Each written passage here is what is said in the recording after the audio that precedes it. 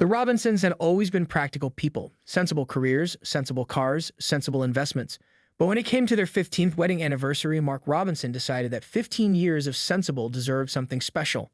So when Sarah came home from her shift at the hospital, exhausted from 12 hours of attending to other people's emergencies, she found her husband grinning in the kitchen with 2 plane tickets to Sedona, Arizona. "We leave on Thursday," he said, placing a mug of tea in front of her. "I've already cleared it of the hospital. 5 days, 4 nights at that resort with the infinity pool you kept showing me on Instagram." Sarah's mouth fell open. "But that's not sensible." Mark finished for her, his eyes crinkling at the corners. "I know. Isn't it wonderful?" 3 days later, they were soaring over the American Southwest, Sarah's face pressed against the airplane window like a child's, watching the landscape transform from greens and browns to the striking oranges and reds of Arizona's desert. By the time they reached their resort, nestled perfectly among the red rock formations that made Sedona famous, both of them felt a weight lifting, the accumulated stress of suburban Chicago life dissipating in the dry desert air. "First thing tomorrow," Mark said as they unpacked in their suite, "we're booking one of those famous Sedona vortex hikes." Sarah nodded absently, already flipping through the resort's amenity booklet. "And look at this," she said, pointing to a glossy photo of a couple lounging in steaming water against a backdrop of red cliffs. "Natural hot springs just a 20-minute hike from the resort. The concierge can arrange everything." Mark peered over her shoulder. "Private hot springs experience," he read. "Includes champagne service and sunset viewing. Clothing optional after 7 p.m. He wiggled his eyebrows suggestively. "It says they're infused with local minerals," Sarah continued, ignoring him. "Supposed to be excellent for inflammation, joint pain, and," she smirked finally, "rejuvenation of all kinds." "Sold," Mark said, pulling out his phone to make the reservation. The next morning found them hiking through a landscape that seemed almost extraterrestrial in its beauty. Their guide, a lean, weathered man named Joaquin, who claimed to be part Navajo, part Spanish, led them through narrow canyons and across flat stretches of sun-baked rock. "The springs you're visiting," Joaquin told them as they hiked, "are very special. The locals call them the Purple Waters." "Because of the sunset reflection?" Sarah asked, already imagining the Instagram photos. Joaquin's weathered face crinkled into something between a smile and a grimace. "Something like that. The minerals in the water, they create unusual effects sometimes, especially during certain lunar phases." Mark exchanged glances with Sarah. This was veering dangerously close to the New Age mysticism that Sedona was known for, the kind of talk that made practical Midwesterners like them vaguely uncomfortable. "What sort of effects?"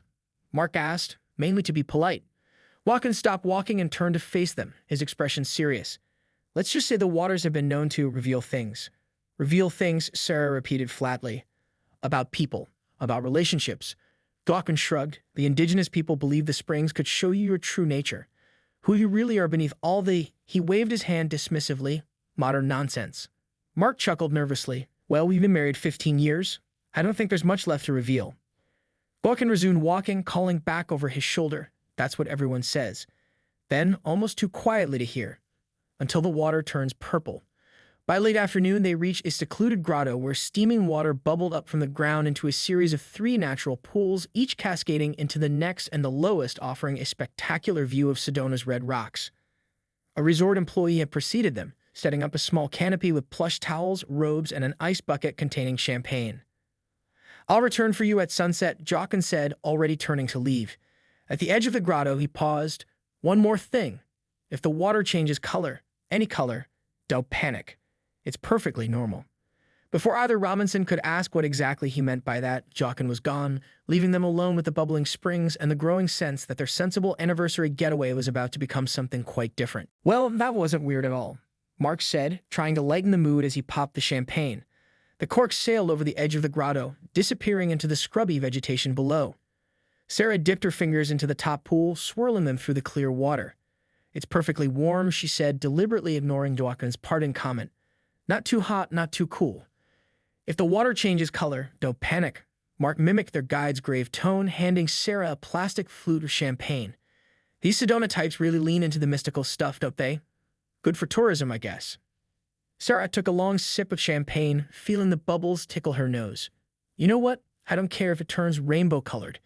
This view is spectacular, and I'm about to soak my tired doctor feet in mineral-rich water while drinking champagne with my husband."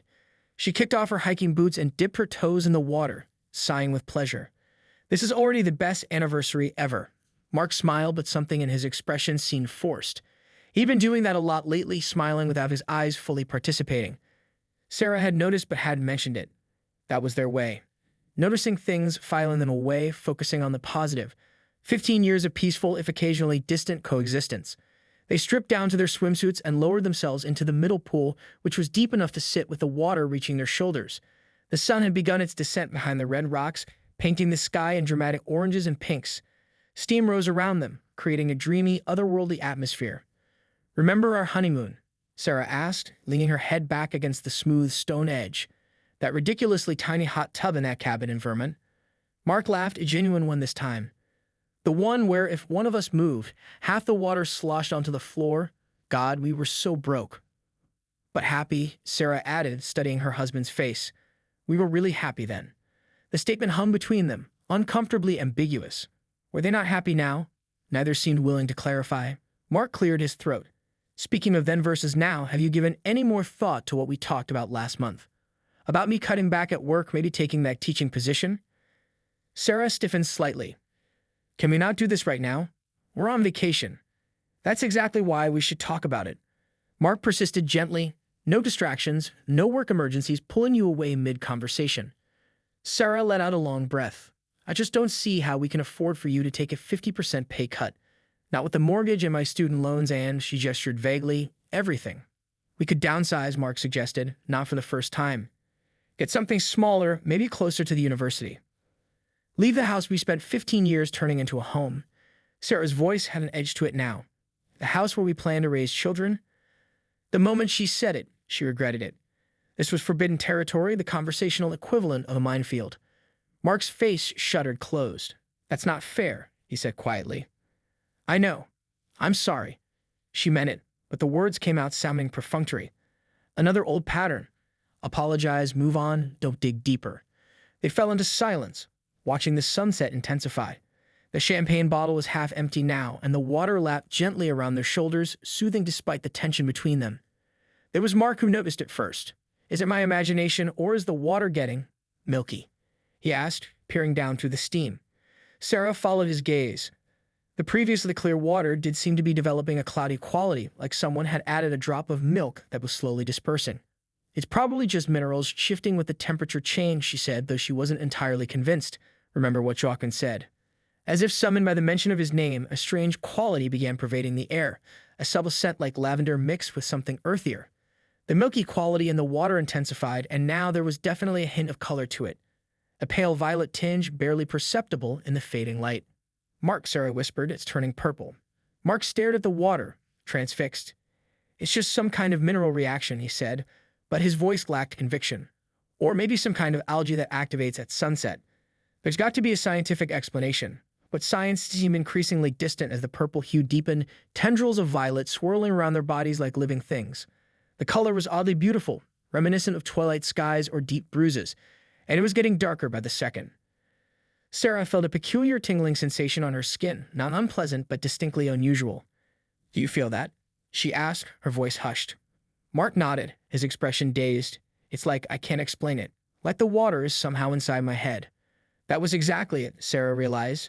The purple water seemed to be seeping not just against their skin, but somehow through it, into their bloodstream, their thoughts, their carefully guarded emotions.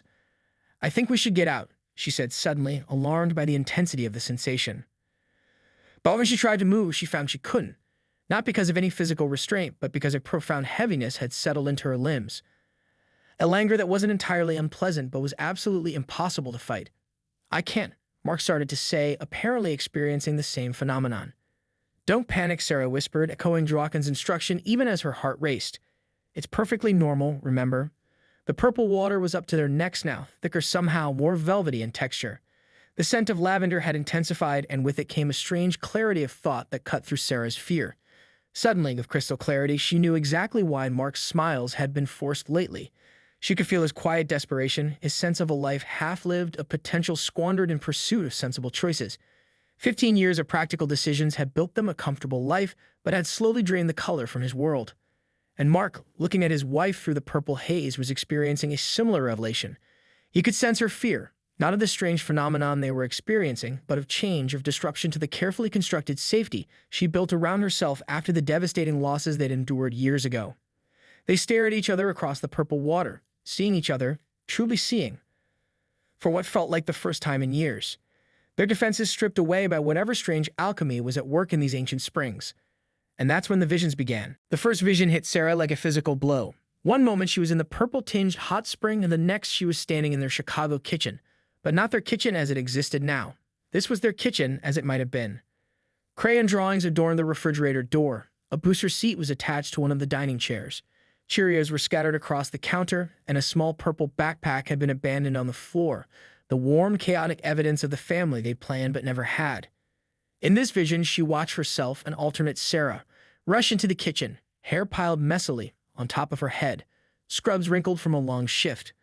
But instead of the bone-deep exhaustion that usually followed her home from the hospital, this Sarah moved with a kind of energized purpose, checking the contents of the pot simmering on the stove before calling out, "Emma, dinner in 5 minutes, sweetheart." The patter of small feet running down the hallway, followed by childish giggles, sent a jolt of longing through the real Sarah, so intense she could barely breathe. Meanwhile, Mark was experiencing his own vision. He found himself in a modest office, walls lined with bookshelves overflowing with academic texts and journals. A wooden desk faced large windows that overlooked a tree-lined university quad. On the desk sat a framed photo of himself and Sarah, both looking older but somehow more vibrant than their current selves, and beside it, a plaque reading, "Professor Mark Robinson, Department of Literature." He watched as his alternate self entered the office, greeting several students who were waiting outside his door. This Mark moved with an ease and confidence that the real Mark hadn't felt in years. This Mark's laugh was uninhibited. This Mark's eyes crinkled genuinely when he smiled. In the hot spring, their physical bodies remained motionless, eyes open but unseeing, while the purple water swirled around them, occasionally emitting tiny flashes of light like miniature lightning bolts. Had anyone observed them, they might have appeared to be in a trance. The vision shifted. Now Sarah was witnessing a scene from their actual past, the hospital room where 7 years into their marriage, she had lost their baby. She watched herself curled on the sterile bed, racked with sobs, while Mark stood by the window, his back to her, shoulders rigid with his own grief. Even now, the memory gutted her. But in this vision, she could also see what she hadn't been able to see then. Mark's face reflected in the dark window glass, devastated, tears streaming silently down his cheeks, and she could hear his thoughts, clear as spoken words. "I don't know how to help her. I don't know how to fix this. If I let her see me break, it will only make it worse." And suddenly she understood his stoicism that day, not as the emotional abandonment she had perceived, but as his desperate attempt to be strong for her. Mark's visions had shifted too. He was watching himself at work, sitting in his corner office at the investment firm, staring at spreadsheets that he long ago stopped finding any meaning in. He saw himself pick up a framed photo from his desk, the same photo that in his earlier vision had sat on a professor's desk. But in this reality, both he and Sarah looked strained around the eyes, their smiles not quite reaching them. He watched himself place the photo face down on the desk and turn to his computer, pulling up the university's employment page that he bookmarked months ago but never had the courage to mention to Sarah. In this vision, he could feel his own quiet desperation, the sense of suffocation that had been growing year by year. Back in the hot spring, the purple water had reached an intensity of color that seemed almost impossible. A violet so deep it bordered on black shot through with those strange flickers of light. And now the visions began accelerating, flashing before them in rapid succession. Sarah, turning away from Mark in bed, feigning sleep to avoid intimacy. Mark silently accepting the distance, too afraid of rejection to reach for her. Sarah, throwing herself into extra shifts at the hospital. Mark staying late at the office not because he had work to do, but because he wasn't sure who they were to each other anymore. Sarah, contemplating having the conversation about trying for another baby, but choking on the words. Mark, writing resignation letters he never sent. Both of them moving through their sensible, comfortable life like ghosts, wanting more but afraid to disrupt the fragile peace they'd established. And then, abruptly, the visions changed again. Now they were seeing possibilities. Not the past or the present, but potential futures branching out before them. A future where they finally have the difficult conversations they've been avoiding. A future where Mark took the teaching position and they moved to a smaller house near campus. A future where Sarah reduced her hours at the hospital and they traveled together during university breaks. A future where they tried again for a child or explored adoption or embraced a child-free life, but did so consciously, together, rather than letting grief make the decision for them. A future where they learned to dance again, metaphorically and literally, in their kitchen and in their lives. Most shockingly of all, they saw two distinct paths laid out with crystal clarity. One where they stayed together, did the work, pushed through the hard parts, and found each other again. And one where they parted ways, amicably but finally, each finding a different kind of happiness apart than they've been able to create together. Both futures contained joy and pain. Neither was perfect, but both were fully lived in technicolor rather than the muted tones they've been existing in. In the hot spring, Sarah felt tears streaming down her face, mingling with the purple water. Across from her, Mark's expression was raw, stripped of all pretense. They could still feel each other's emotions, could still sense each other's thoughts, and so they knew they were experiencing these visions together, these ruthless revelations of their shared truth. Suddenly, the purple water began to recede. Not physically, it still reached their shoulders, but the color started to fade, gradually returning to its natural clear state. The heaviness in their limbs lifted. The connection between their minds gently dissolved. As the last traces of purple disappeared from the water, the sun dipped below the horizon, plunging the grotto into the blue twilight of desert dusk. Neither of them spoke for several long minutes. What could they possibly say after what they just experienced? Finally, Mark cleared his throat. Was that? His voice cracked, and he tried again. Did you see? Yes, Sarah whispered. I saw everything. They stared at each other across the now clear water, strangers and intimates all at once. The champagne sat forgotten, the bottle beaded with condensation. In the distance, they could hear the faint sound of footsteps. Lachlan returning to collect them as promised. Sarah took a deep breath. What do we do now? Mark reached across the pool and took her hand in his, the first genuine physical connection they'd shared in longer than either wanted to admit. I don't know, he said honestly. But I think we have to talk about all of it. Really talk. Sarah nodded, squeezing his hand. No more being sensible. A small, genuine smile crossed Mark's face. Maybe being truly honest with each other is the sensible thing. We just forgot how to do it. As the footsteps grew louder, they reluctantly separated and reached for their towels. Whatever happened next, they both knew their anniversary trip had become something far more significant than a simple getaway. The purple waters had shown them truths they could no longer ignore, for better or worse. The walk back to the resort was conducted in complete silence. Lachlan led the way, his flashlight beam dancing across the rocky path, occasionally glancing back at the couple with knowing eyes but mercifully asking no questions. Mark and Sarah followed, their fingers occasionally brushing against each other's in the darkness, accidental touches that neither pulled away from. When they reached the resort's perimeter, Lachlan finally spoke. The waters show what needs to be seen, he said simply. What you do with that vision is your choice. With a respectful nod, he left them at the path leading to their suite. They stood awkwardly under the soft glow of the resort's landscape lighting, both acutely aware of the weight of unspoken words between them. I could use a drink, Sarah finally said. A real one, not champagne. Mark nodded. The bar's still open. Instead of heading to their suite, they made their way to the resort's outdoor bar, a beautiful space with fire pits and comfortable seating arranged to maximize views of the starlit sky and dramatic rock formations illuminated by strategic lighting. At this hour, it was nearly empty, just a couple at the far end and a bartender polishing glasses. They chose a secluded fire pit and ordered bourbon for Mark, red wine for Sarah. When the drinks arrived, they sipped in silence for several minutes, the crackling fire providing ambient cover for their reluctance to begin. So, Mark finally said, staring into his glass rather than at his wife, did we just hallucinate? Or, simultaneously, the exact same hallucination? Sarah shook her head. I don't think so. Though I can't explain what actually happened. Maybe someone spiked the hot springs with something, Mark suggested, though his tone lacked conviction. Some kind of local psychedelic.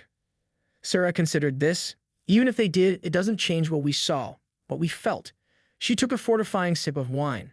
The visions weren't random, Mark. They were us. Our past. Our possibilities. Mark nodded slowly. I saw you, he said quietly, in that hospital room 7 years ago. I saw myself standing at the window, and I felt what you thought I was feeling. He looked up, reading her eyes directly. But that wasn't it at all, Sarah. I wasn't distant because I didn't care. I was terrified that if I started crying, I'd never stop. Sarah's eyes filled with tears. I know that now. I saw it too. But at the time, she shook her head. We never really talked about it afterward. Not the emotional part. We discussed the medical aspects, the statistics, the options for the future, but never how it actually felt. We're not very good at that, are we? Mark said, a sad smile playing at his lips. The feeling part. We used to be, Sarah replied, thinking back to their early years together. The passionate discussions about books and films, the vulnerable late-night confessions, the easy physical affection. What happened to us, Mark? He considered the question seriously. I think we got scared. After we lost the baby, it seemed safer to focus on building security, financial security, career security, a stable home. As if we could somehow protect ourselves from ever feeling that kind of pain again. But instead, we just stopped feeling much of anything, Sarah said softly. Mark nodded, downing the rest of his bourbon in one swallow. I haven't been happy at the firm for years, he admitted. Every day feels like I'm just going through motions for a paycheck. When I think about teaching about being around books and ideas again, helping students discover literature the way my professors did for me. I saw that, Sarah said. In the visions. I saw you in my professor's office and you looked alive. I've been afraid to push for it, Mark continued, because it would mean changes for both of us. A different lifestyle. I didn't want to ask you to sacrifice anything else. Sarah reached across the space between their chairs and took his hand. But you've been sacrificing for years, haven't you? Your passion, your real interests. And for what? So we could keep a house that feels too empty, so I could pick up extra shifts at a job that I love but that's consuming me. They fell silent again, but it was a different quality of silence now. Contemplative rather than strained. The bartender discreetly brought another round without them having to ask. I saw the child we might have had, Sarah said after a while, her voice barely audible over the crackling fire. A little girl named Emma. Mark's hand tightened around hers. I saw her too. I've been afraid to try again, Sarah confessed. Physically, logically, I know the chances of another miscarriage aren't actually that high. But emotionally, I know, Mark said. But Sarah, we saw other futures too, remember? Ones where we were happy even without children. And ones where we had different options, adoption, fostering.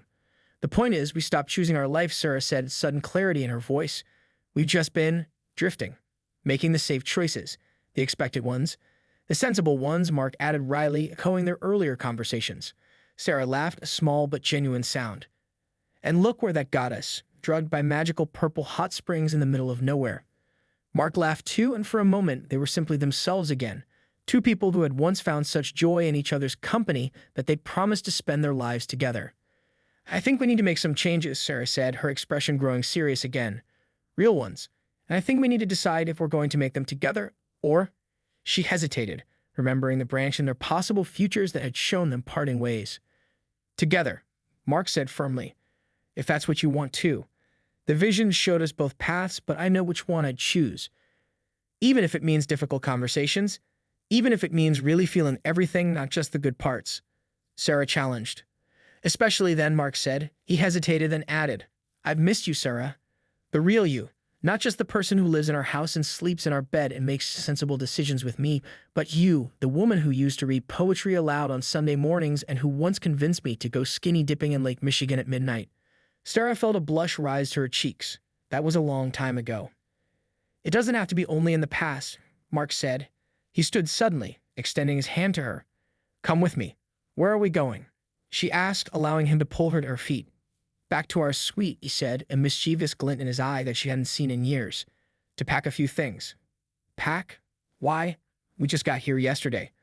Mark grinned, the full, uninhibited smile she'd seen on his face in the visions of his professor's self. Because I just had a very unsensible idea. 20 minutes later, they were sneaking out of their luxury resort like teenagers breaking curfew, small backpacks containing only the essentials slung over their shoulders.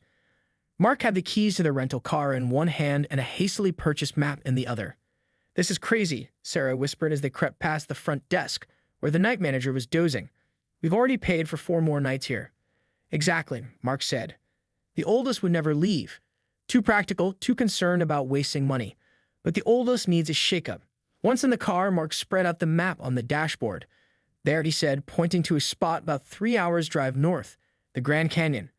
You've always wanted to see it at sunrise, remember? If we drive now, we can make it just in time. Sarah stared at him, torn between thinking he'd lost his mind and feeling a surge of exhilaration she hadn't experienced in years. What about reservations? Places at the Rim book up months in advance. So we'll sleep in the car if we have to, Mark said with a shrug. Or find some dive motel along the way. The point is, we're doing something unexpected. Something that isn't carefully planned and researched and sensible. Sarah hesitated only briefly before fastening her seatbelt. Let's do it, she said, surprising herself with how right the decision felt. As they drove away from the resort, winding through the dark desert roads with only their headlights illuminating the way, Sarah reached over and turned on the radio.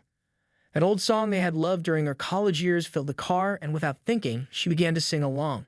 After a moment, Mark joined in, his slightly off-key baritone blending with her more melodious alto. For the first time in longer than either could remember, they were not Dr. and Mr. Robinson, sensible professionals with a carefully curated life. They were just Mark and Sarah, two people finding their way back to each other under a vast desert sky, guided by starlight and the lingering effects of a very purple surprise. They reached the south rim of the Grand Canyon at 4:37 a.m., having driven through the night with only a brief stop at a 24-hour diner where they drank mediocre coffee and shared stories from their early relationship that had somehow gotten lost in the shuffle of their married life. The drive had been filled with music from their past, comfortable silences, and more honest conversation than they had in years. The canyon itself was still shrouded in darkness when they arrived, just a massive void detectable mainly by the absence of stars on the horizon. They parked in a nearly empty lot and followed signs to Mather Point, one of the prime viewing spots for sunrise. "We have about an hour," Mark said, checking his watch. He pulled a thermos from his backpack, the last of the resort's fancy coffee that he filled before their impromptu escape, and 2 plastic cups. Sarah unfolded a small travel blanket she packed and spread it on a flat rock a safe distance from the rim, but with an unobstructed view. The desert night was chilly, and she shivered slightly as they settled onto the blanket. Without comment, Mark shifted closer, putting his arm around her shoulders. Sarah leaned into him, accepting the warmth and the closeness. "Thank you for this," she said softly, "for making us do something crazy." "Long overdue," Mark replied. "I think I started believing that responsible adulthood meant the death of spontaneity. But watching my colleagues, men in their 50s and 60s who've never deviated from the safe path, I realized that's the real death. A slow one." They sipped their coffee as the first hint of pre-dawn began to lighten the eastern sky, revealing just enough of the canyon's vastness to take their breath away. The immensity of it, the eons of time it represented, made their human concerns seem simultaneously tiny and precious. "I had a dream last night," Sarah said, her eyes on the gradually brightening horizon. "While you were driving, I was dozing. I dreamt about the purple water, but this time we were looking down at it from above, like we're looking at the canyon now. And I realized something." "What's that?" Mark asked. "The visions we saw, they weren't predictions or guarantees. They were just possibilities. The water didn't tell us what to do. It just showed us that we could do something different." She turned to look at him directly. "We still have to make the choices, Mark. We still have to do the work." Mark nodded slowly. "I know. And it won't be simple, changing course after all this time. There will be practical considerations, logistics. Are you having second thoughts?" Sarah asked, a note of anxiety in her voice. "No," Mark said firmly, "but I want to be realistic about what we're undertaking. If I resign from the firm, apply for teaching positions, if we sell the house." He trailed off, the magnitude of the potential changes momentarily overwhelming. "We don't have to decide everything at once," Sarah pointed out. "We can start small. You could request a sabbatical instead of resigning outright. We could rent the house for a year before committing to selling it." Mark smiled. "Still the practical one." "Someone has to be," Sarah said, returning his smile. "But practical doesn't have to mean stuck. It can also mean finding viable paths to what we really want." The sky was changing rapidly now, bands of pink and orange stretching across the horizon. The vast geological layers of the canyon were beginning to reveal themselves. Red, orange, brown, gold, each stratum representing millions of years of Earth's history. "I don't have to try again," Sarah said suddenly, her voice quiet but resolute. "For a baby. Not right away, but I don't want fear to make that decision for us." Mark's arm tightened around her. "Are you sure? After what happened?" "I'm terrified," she admitted. "But seeing Emma in that vision, even knowing she might never exist exactly as we saw her, it reminded me of why we wanted a family in the first place. Not just to check a box on the life plan, but because we had love we wanted to share." Mark turned to face her fully, taking both her hands in his. "Whatever happens, whether we have a child biologically or adopt or build a family in some other way, or even if it remains just the two of us, I don't want us to be partners again. Real ones. No more emotional hiding. No more pretending everything's fine when it isn't," Sarah agreed. "No more separate lives under the same roof. No more sensible suffocation," Mark added with a wry smile. The first direct rays of sunlight crested the horizon then, illuminating the canyon in a spectacular display that justified every travel photograph they'd ever seen and then surpassed them. The immensity of time and space represented by the view before them, layer upon layer of rock, each with its own story, carved through by the persistent flow of water over millions of years, was humbling and exhilarating. "It's like us," Sarah whispered, mesmerized by the play of light across the vast landscape. "What do you mean?" Mark asked. "The canyon. It wasn't created overnight. It was made by water flowing consistently, persistently, finding paths of least resistance but never stopping. Year after year, century after century." She squeezed his hand. "That's what a marriage is, isn't it? Not one grand dramatic gesture, but the daily flow of life together, gradually carving something deep and enduring. Mark considered this, and sometimes hitting hard rock and having to find a way around. Exactly, Sarah nodded. But always moving forward, always creating something new. As the sun rose higher, other early visitors began to arrive at the viewing point, couples with sleepy children, serious photographers with tripods, tour groups speaking various languages. The intimate bubble that had surrounded Mark and Sarah expanded to include the wider world again. Ready to rejoin civilization? Mark asked, gathering their thermos and cups. Sarah stood, folding the blanket carefully. Almost. But first, she pulled out her phone. A selfie, Mark guessed, moving to stand beside her with the canyon as their backdrop. Not exactly, Sarah said. She opened her contacts and scrolled to hospital administration. Mark raised an eyebrow questioningly.